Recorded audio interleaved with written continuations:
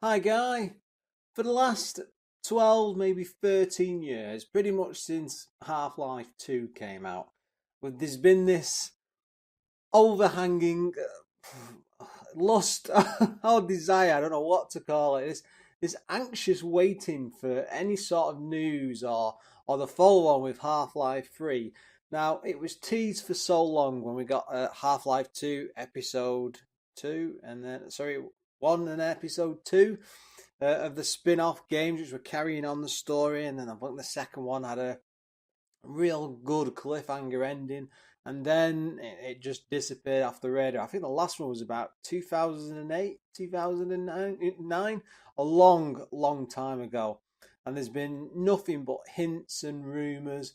I mean, some crazy thing pops up every so often, like someone will put up like a joke Half-Life 3 icon or poster or picture or anything like that. And the internet just goes wild for it because it's been building up this anticipation for so long.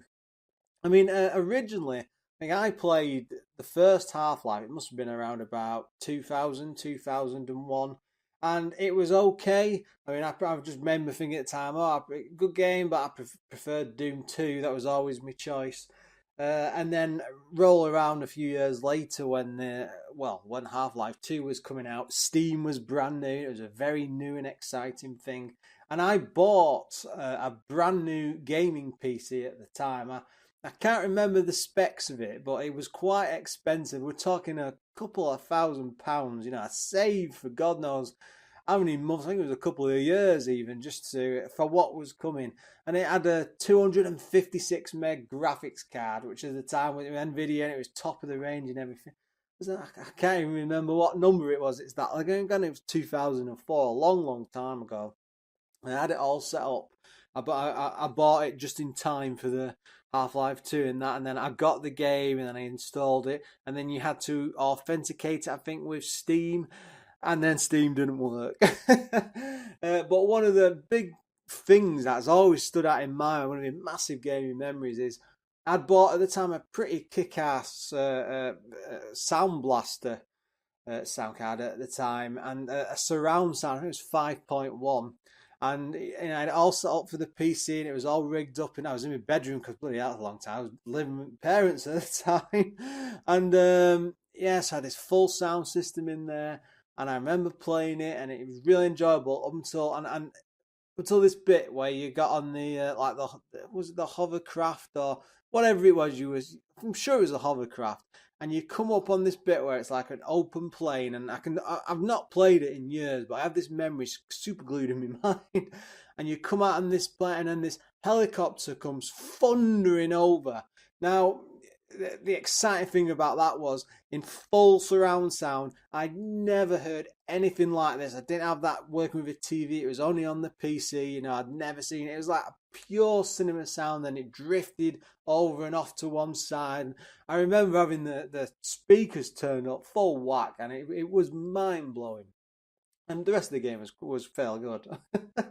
But as I went on through that game, one of the things that always stood out in my mind was how fun it was, and how much better it was from other shooters at the time. Pretty much everything that had come before. And it was graphically, it was so amazing. Some of the stuff they did. I mean, the lighting effects at the time, because I could have them on full whack.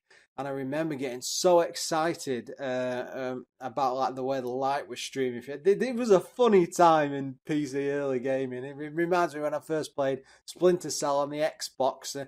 The hours you would spend staring down this dark alley to where there was a bulb turned on behind a metal metal grid, and you'd just be staring at the way the light. It looked realistic. I mean, going back now, they never look as good as you remember. But anyway, the fact is, it was something special. It was a really special game. It was a real good game. It had a great story. It pushed you down a path. And then you had the spin-offs, and it all tied in with Steam. It all just worked together so well. But the sad part is, we never got that third game. We never got the sequel to it, and it did need something just to tie off that story. But I mean, this weekend you had a bit of controversy, well, not controversy, but Gabe Newell, Basically the guy who created, the original, inventor's probably the wrong word, but the original guy behind Steam and Valve and all the rest of it was doing a Reddit thing just very, very recently, just a few days ago. And they basically had loads of questions being thrown up about Half-Life 3, or sorry, Half-Life 2 Episode 3, because I think people are desperate for news on both. And the question went, what is the status of Half-Life 3 / Half-Life 2 Episode 3? Is Valve still working on any fully fledged single-player games? An unidentified anonymous source at Valve has said that Half-Life 3 has been cancelled. Is that source legitimate? Now, bear in mind, it's been 13 or so years since Half-Life 2. It's years and years since the last episode. I don't think it's a matter of it's been cancelled. It's clearly gone. Anyway, he responded, the number 3 must not be said. Yes, I personally believe all unidentified anonymous sources on the internet. So it was basically bullshit, is what he was saying. No, it's not been cancelled, but at the same time, he gives absolutely zero away, that's the way Gabe Newell deal with things. But one of the interesting things he did say about it, which he was just being asked about Half-Life in general and about the past games, and one thing he said was, the issue with Half-Life for me is that I was involved in a much higher percentage of the decisions about the games. So it's hard for me to look at them as anything other than a series of things I regret. End quote. Now, that's a really, really interesting point, because I suppose for him, looking back, because let's say it's been over a decade, isn't it, really? He built these games up to be something really fantastical in his mind. Then he has to go on and make all these cuts and make all these changes, that hacking and slashing away as you do, because you have to either meet to a budget or get it out on time and get it produced properly and all the rest of it. And he's basically saying, he regrets that them games to him in his mind they were not the versions he wanted at the end of the day. He puts it as a series of things he regrets. I suppose that also, in a way, it means when you look at the third game, he must be really worried, because they could easily afford to do it, to develop it or push it on. But for them, the Half-Life games have always been so genre defining and special and pushing things forward. I mean, I don't think they could make anything even anywhere near as good that would meet people's expectations. Now, he did confirm in the same interview that they are working on something in the Half-Life universe. I mean, it's a bit like the Portal games, which were the two spin-off puzzlers. He didn't mention them specifically, but that was the type of game that's been done so far and what he'd go back to. And at least you'll probably get something else to tie in with that, or maybe even a sequel to, there's a lot that could be done in that world. There's a lot of story stuff, and the Portal games were really, really good.